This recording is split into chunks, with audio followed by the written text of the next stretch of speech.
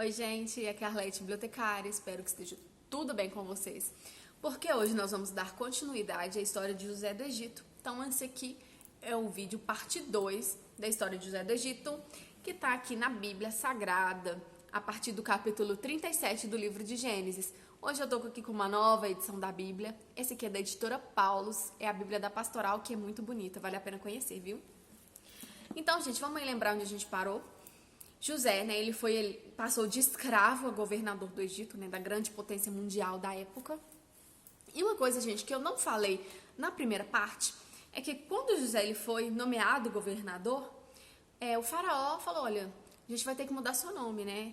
O nome de José era um nome muito hebreu, e aí ele resolveu colocar um nome mais egípcio, então ele passa a ser chamado de Zafenat-Paneia. E isso ajudou até a mantê-lo, né, assim, no anonimato, de certa forma. Porque por mais que outros lugares, outros reinos soubessem da fama do governador do Egito, não conheciam como Zafenat-Paneia e não como José. E aí, gente, a fome, né, que assolava toda a terra, como eu já disse, também chegou lá na terra de Canaã, que é a terra natal de José, onde os irmãos dele ainda moravam, onde o pai dele ainda morava. E aí os irmãos falam, olha pai, nosso alimento já acabou, a gente não tem mais nada para comer, não tem como alimentar os animais, mas a gente ficou sabendo que lá no Egito tem comida, então a gente vai ter que ir lá para poder comprar.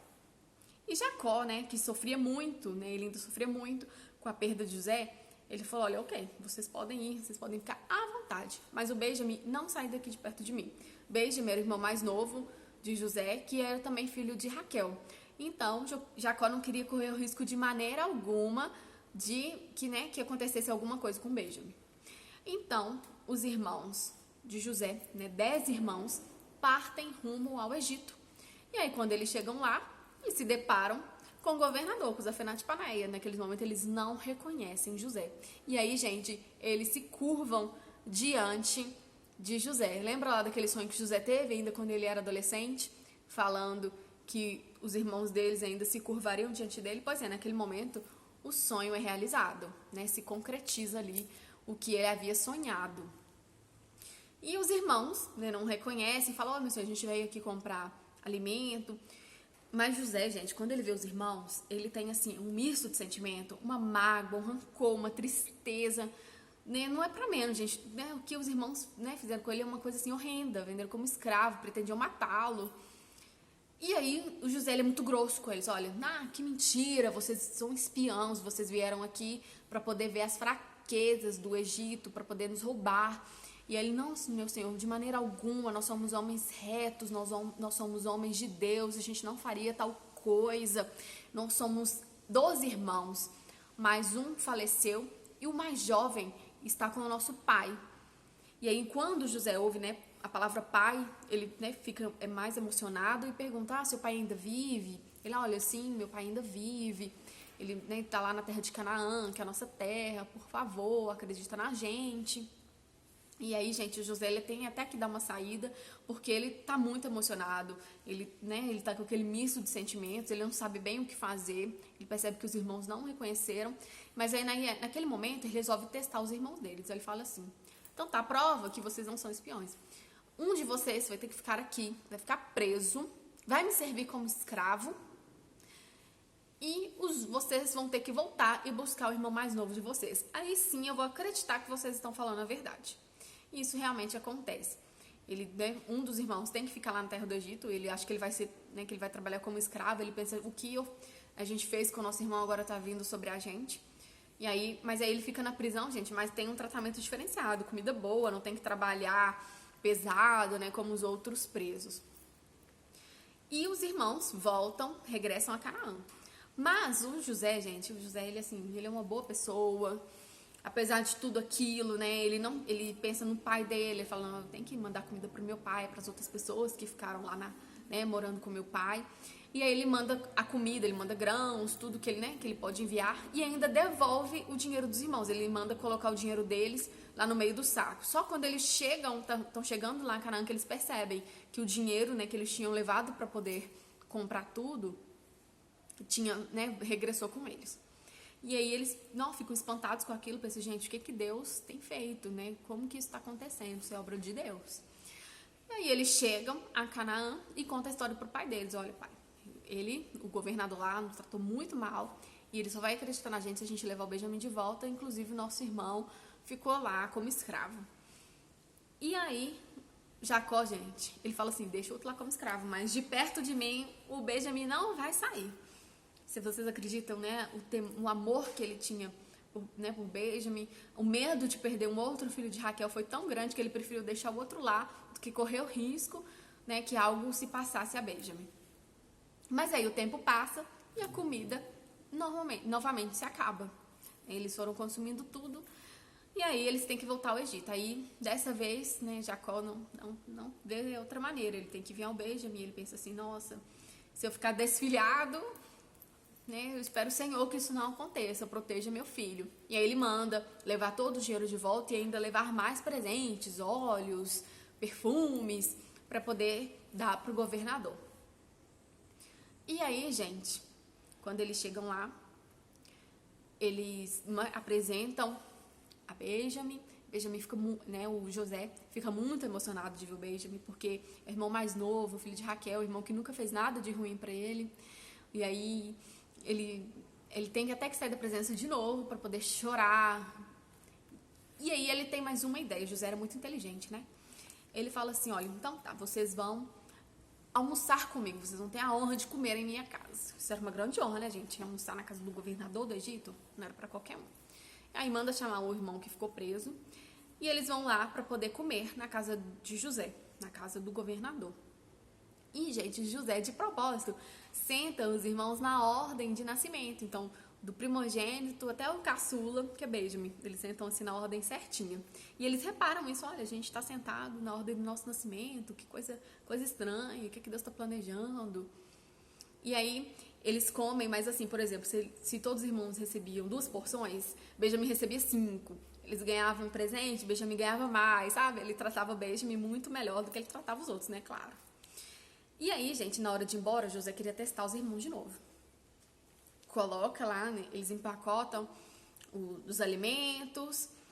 E aí José pega um vaso super caro, né, uma taça de ouro, e fala com os empregados dele, olha, coloca no saco de alimento que tá indo lá no burrinho, né, no jumento, do Benjamim, daquele mais jovem lá.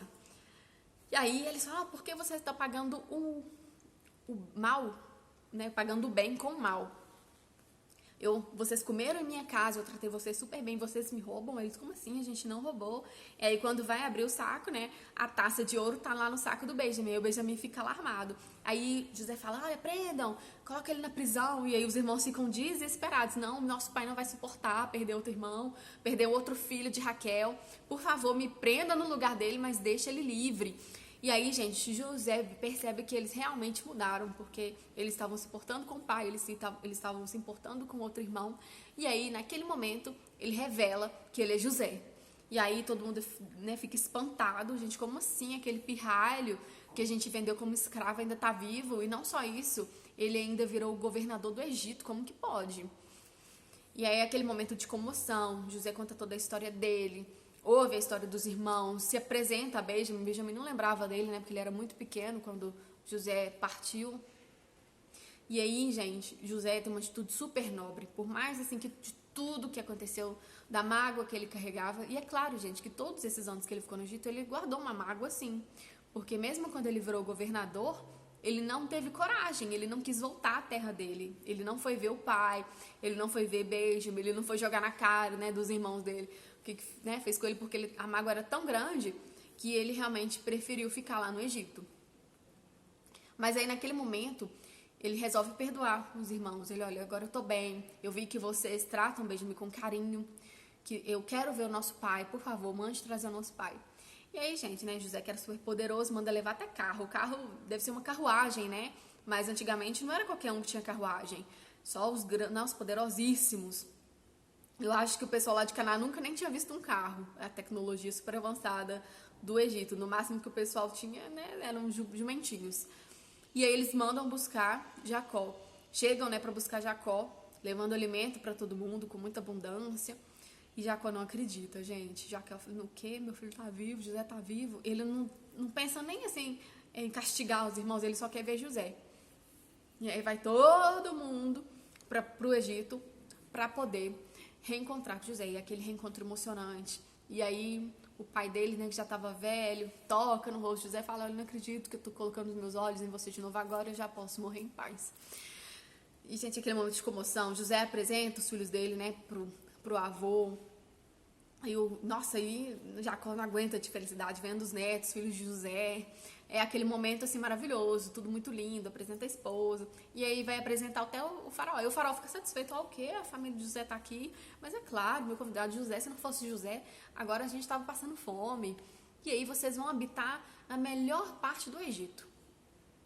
E aí, né, todo mundo se mudou pro Egito, passou lá muito tempo. Jacó resolve abençoar, né, José dá uma benção, abençoa os filhos dele, e ele dá a benção maior pro filho mais novo de José, o que não era de praxe, né? Normalmente aquela benção assim seria pro primogênito, mas aí ele falou: Efraim, que é o mais jovem, vai ser maior que Manassés. Uma coisa, era um costume hebreu, de família, e é isso realmente que acontece. Então, né, passa o tempo ali, todo mundo alegre, satisfeito, vivendo a abundância que o Egito tem. E, né, depois o pai de José falece, mas ele assim falece com mais de 130 anos, né? O pessoal vivia muito na época, e ele só pede: olha, eu quero ser enterrado lá na terra dos meus pais, lá em Canaã. José atende esse pedido dele e, né, tudo ocorre bem. José continua como governador, os irmãos dele ficam todos em paz. E aí a Bíblia relata que José, ele falece com 110 anos, né? Teve uma vida longa, feliz, em boa parte, né? Teve os percalços aí, mas ele teve uma vida longa e próspera. Então, gente, essa foi a história de reviravoltas, né? Essa trama incrível que a Bíblia nos apresenta. Espero que tenham gostado. E eu acho que eu vou continuar, né, com esse esquema de vídeos sobre histórias bíblicas, pelo menos por este mês, né? Já que setembro é o mês da Bíblia. Espero que tenham gostado e até a próxima!